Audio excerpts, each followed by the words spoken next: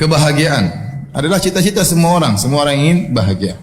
Dan dia merupakan topik pembahasan semua orang. Siapapun kedudukan dia, siapapun orangnya, dimanapun dia berada, semua mencari hal ini, mencari kebahagiaan. Di antara mereka ada yang memandang bahwasanya bahagia adalah dengan harta yang banyak.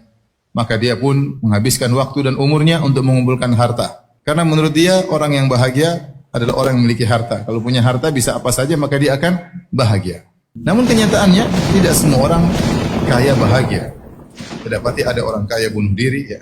Ada orang kaya stres, ada orang kaya bahkan saking kayanya mungkin gila. Ternyata kebahagiaan tidak berbanding lurus dengan kekayaan.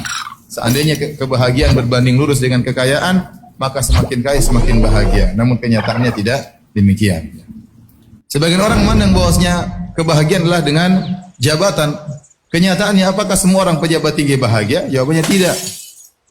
Terkadang kita melihat sebagian orang mungkin dia pejabat yang tinggi, apakah dia gubernur, apakah dia panglima, apakah dia presiden, apakah dia raja. Terkadang sebagian mereka kita lihat wajah mereka tersenyum, tapi di balik senyuman tersebut kita tahu betapa hal berat yang dia pikul. Terkadang orang merasa paling bahagia kalau dia bisa perintah orang, orang tunduk sama dia, takut sama dia, berarti dia yang paling bahagia. Ternyata bisa jadi yang disuruh lebih bahagia daripada yang menyuruh. Bisa jadi supir lebih bahagia daripada majikan.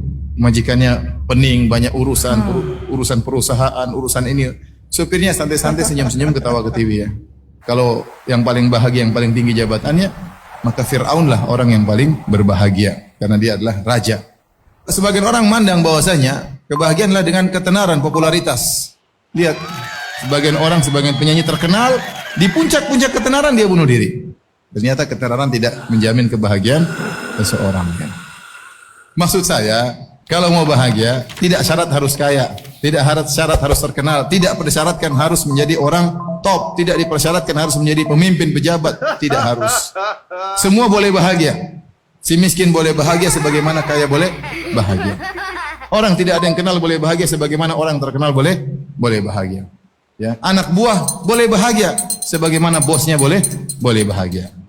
Dengan syarat beriman kepada Allah Subhanahu wa taala.